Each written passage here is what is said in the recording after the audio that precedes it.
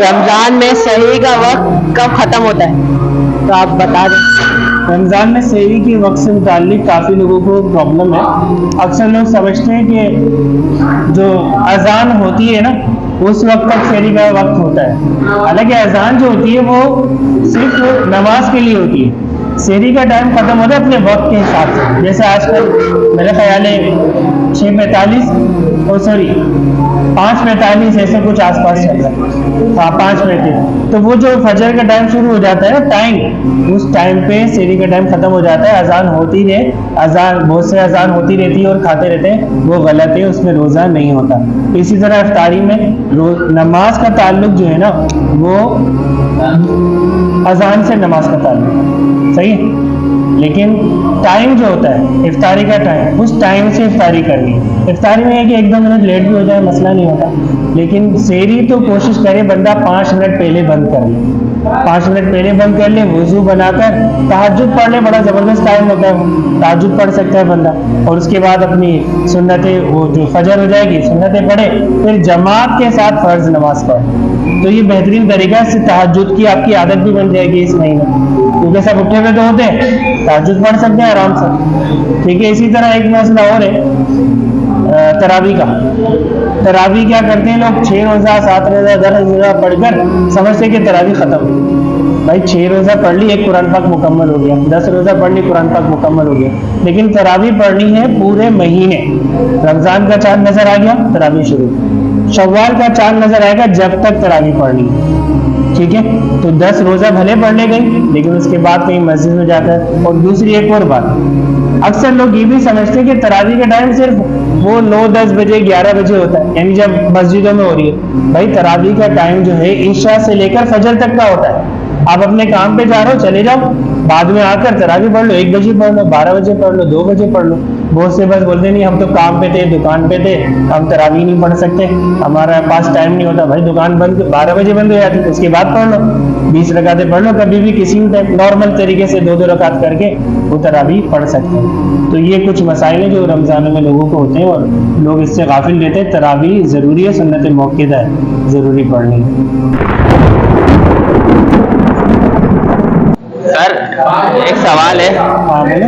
कुछ लोग बोलते हैं तरावी के बगैर रोज़ा नहीं होता है, तो आप ये मेरे को बता दें तरावी के बगैर रोज़ा होता है नहीं होता है?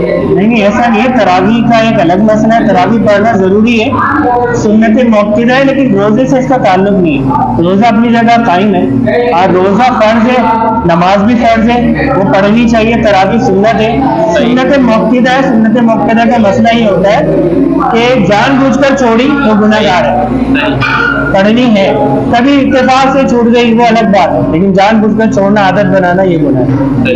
Thank you. ठीक है। सर एक सवाल है मेरा आपसे। सर लोग कहते हैं कि ज़कात सिर्फ रमज़ान में दे सकते हैं, तो ये क्या सही है कि सिर्फ रमज़ान में ही ज़कात दी जाती है या इसके अलावा भी ज़कात दे सकते हैं? नहीं, ज़कात तो पूरे साल में दे सकते हैं, जब साहिब निसाब जो है वो उस पर साल पूरा हो जाए तो वो ज़कात दे, चाहे वो रजब हो, शाबान हो, रमज़ान हो, कुछ भी हो।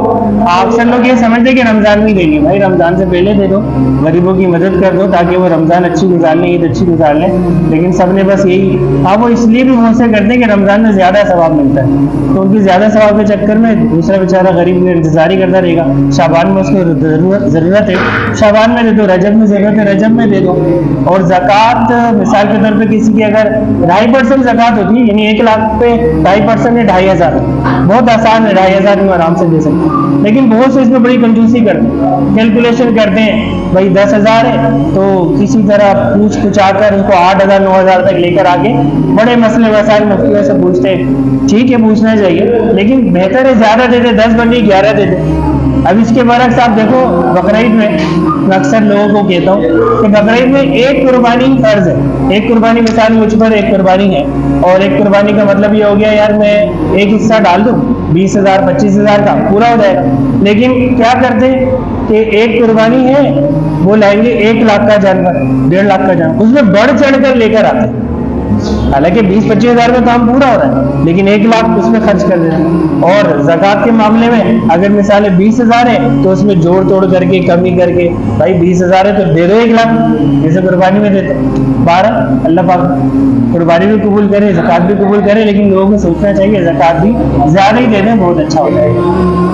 اصل میں بات یہ ہے کہ میں عالم تو نہیں ہوں, آپ لوگ مجھ سے پوچھ رہا ہوں, عالم سے پوچھنا چاہیے, لیکن بہرحال جتنی نالج ہے اس کے حساب سے بتا رہا ہوں. لوگ اصل میں عالم کے پاس جاتے ہوئے گھبراتے ہیں, تو بہرحال میں نے پوچھا ہوا ہے کچھ مسئلے, وہ میں آپ سے ڈسکس کر رہا ہوں, تو ان کا جواب انشاءاللہ میں تسلی بخش دے دوں گا, پھر بھی آپ عالم سے پوچھ سکتے ہیں.